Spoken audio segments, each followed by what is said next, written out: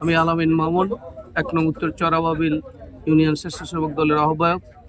আমরা আজকে আমাদের আগামী রাষ্ট্রনায়ক জনাব তারেক রহমান স্বদেশ প্রত্যাবর্তন উপলক্ষে ঢাকার উদ্দেশ্যে আমাদের যুবদল, স্বেচ্ছাসেবক দল, ছাত্রদল, বিএনপি, তাঁতি দল ও অঙ্গ সংগঠন নিয়ে ইনশাল্লাহ ঢাকার উদ্দেশ্যে রওনা দিচ্ছি।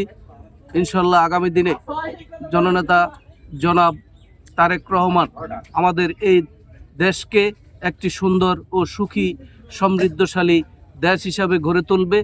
আমাদের হাত ধরে ইনশাল্লাহ আমরা সর্বাত্মক সহযোগিতা করব এবং দলের জন্য যেই শুভকর কাজগুলো আমরা আগামী দিনে করব এবং আগামী দিনে আমাদের দেশের সুন্দর ও সমৃদ্ধ বাংলাদেশ কামনা করছি এবং আমাদের ঢাকার সফরকে আমরা সহ সকলে সুন্দরভাবে সাফল্যমণ্ডিত করার জন্য সকলকে আহ্বান জানাচ্ছি এবং সকলের প্রতি শুভকামনা রইল।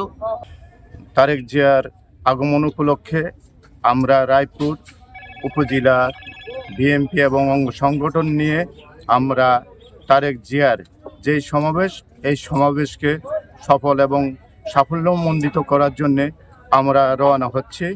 আমরা জননেতা জনাব তারেক রহমানের আমরা দীর্ঘায়ু কামনা করি এবং আমরা তারেক জিয়া এই বাংলাদেশের মাটি ও মানুষের নেতা।